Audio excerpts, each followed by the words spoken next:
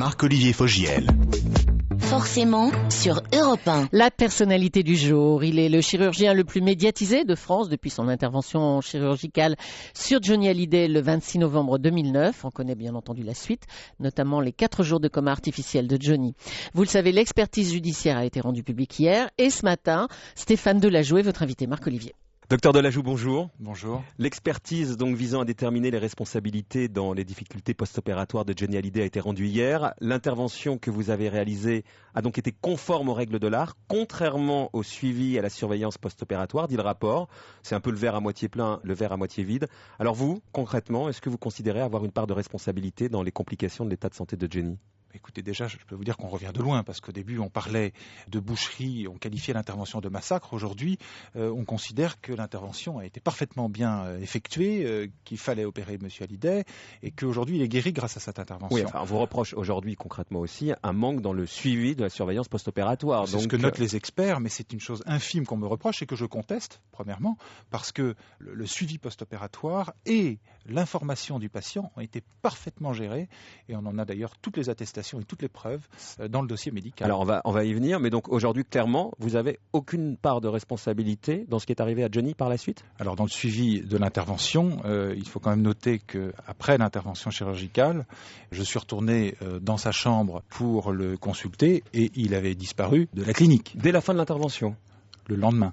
Donc vous n'avez pas pu discuter avec lui et voir ce qu'il avait lieu de faire ?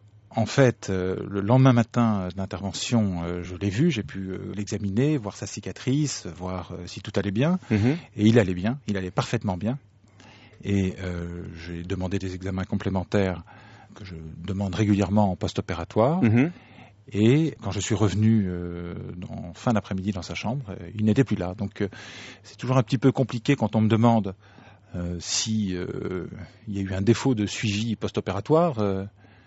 Il a quitté la clinique, sans mon avis. Donc c'est de sa faute, c'est ce que vous nous dites ce matin, quoi, grosso modo. Si ça c'est compliqué ensuite pour lui, c'est de sa faute, il avait qu'à être là. Non, c'est pas ce que je vous dis. Je vous dis seulement que il était difficile pour moi de le suivre correctement alors qu'il avait quitté la clinique. Ça, c'est évidemment malheureusement compliqué d'une infection pour lui. Mais qu'il n'y a pas eu de défaut d'information comme il est noté dans ce rapport. Et j'espère que nous pourrons aller devant les tribunaux civils pour que je sois définitivement et totalement blanchi de ce petit point qui reste à éclaircir sur ce défaut d'information. Parce que le défaut d'information, pour bien expliquer à l'auditeur, ce qu'on vous reproche, c'est d'avoir endommagé une membrane qui protège le cerveau et la moelle biliaire, la dure mère. On ne vous protège pas de l'avoir endommagée, mais ensuite il y a une infection qui a provoqué des pertes de liquide céphalo-rachidien. Et ce qu'on vous reproche, c'est de ne pas l'avoir dit à Johnny et pas lui avoir dit de se reposer. Et donc en ce sens-là, avoir détérioré son état puisqu'il n'a pas pris les dispositions nécessaires pour se reposer. Quelle est votre part de responsabilité là-dedans, docteur D'abord, Delajoux ? c'est totalement faux. J'en ai informé son médecin personnel, j'en ai informé son infirmière personnelle, j'en ai informé Monsieur Hallyday, j'en ai informé son médecin américain. Donc l'information a été totalement délivrée. Mais vous avez des preuves de ça, puisque bien sûr, le rapport nous avons des preuves de ça. Nous avons les attestations des médecins, de chacun des médecins. Nous avons des attestations de son infirmière personnelle. Nous avons tout dans le dossier médical qui prouve que l'information a été bien délivrée. Alors comment vous expliquez qu'on vous reproche dans ce rapport remis hier un manque de suivi et de surveillance post-opératoire ? Eh bien, le manque de suivi, c'est de ne pas avoir gardé le malade 48 heures hospitalisé. Je vous rappelle, que je vous ai expliqué en début d'interview, que quand je suis rentré dans sa chambre, il avait disparu de la clinique. Il était parti. Alors, c'est toujours un petit peu compliqué pour moi de dire oui, j'aurais bien voulu le garder, mais il n'était plus là. Il est revenu 48 heures après pour vous montrer sa cicatrice ? Il est revenu, non, pas 48 heures après, il est revenu au 4e jour, je crois, pour refaire des points de suture, car sa cicatrice s'était rouverte. Et donc, je l'ai repris au bloc opératoire. On l'a refait des points de suture. Et là également, j'ai prescrit un repos strict au lit. C'est repris dans le rapport d'expertise. Les experts le mettent noir sur blanc. Je l'ai prescrit. Malheureusement, il n'a pas suivi mes recommandations.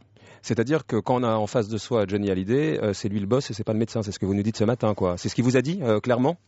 Oui. Non, c'est pas ce qu'il m'a dit. C'est-à-dire qu'en fait, c'est très difficile de lui imposer des choses. Mais vous savez, on peut retenir aucun patient contre son gré à l'hôpital. Vous dormez la conscience tranquille. Tout vous à vous fait. dites que vous, aujourd'hui, vous avez la conscience tranquille. Ce qui est arrivé à Johnny, vous n'y êtes pour rien. Je n'y suis pour rien, c'est-à-dire qu'il y a eu une infection et on sait qu'une infection découle probablement de l'intervention. C'est pas, je n'y suis pour rien. On me reprochait d'avoir fait des fautes chirurgicales atroces, de l'avoir quasiment condamné. Il se trouve que là, je suis complètement blanchi. On me dit non seulement vous l'avez bien opéré, mais en plus il fallait l'opérer. Et il est guéri aujourd'hui.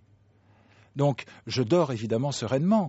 Maintenant, ce que je voudrais, c'est qu'effectivement, ces points qui restent en suspens sur l'information médicale ne me soient plus reprochés. Comment vous allez faire? Vos avocats, Maître Koubi, Maître Temim, comment ils vont faire? Ils vont saisir une juridiction concernée pour que vous soyez blanchi par la justice de ce point de vue-là? Je pense qu'on va aller effectivement au fond pour avoir totalement gain de cause. On a beaucoup parlé de son mode de vie, un rocker qui boit, un rocker qui fume. Est-ce que ça a objectivement compliqué les suites de l'opération, docteur Delajoux?